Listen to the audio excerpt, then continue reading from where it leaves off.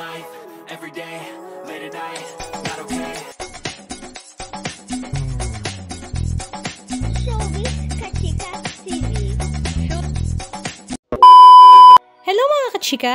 Napakasaya nga ibinahagi ni Carla Estrada sa kanyang social media account na kahapon nga March 23, 2025 ay pinabinyagan na nga nila ang kanyang first ever apo sa kanyang anak na si Jose Carlito. Talaga namang tuwang-tuwa nga si Carla at sabi nga niya sa kanyang caption, "First grandson and I want more. Happy christening, baby Claudio."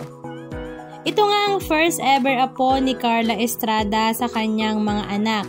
Ito nga ay anak ni Jose Carlito kung saan ikinasal last year.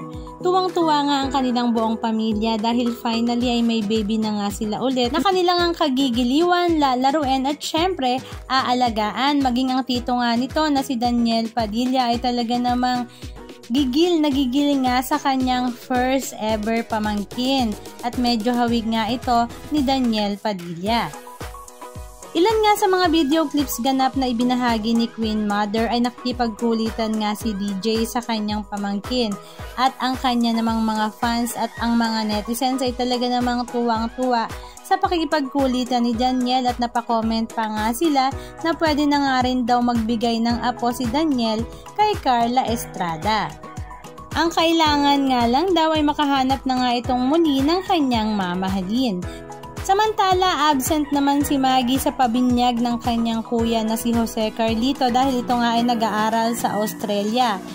Present naman ang mga BFF ni Carla Estrada sa showbiz industry na sila Rupa Gutierrez, Sunshine Cruz kasama nga nito ang kanyang boyfriend na si Atong Ang. Halika at panoorin natin.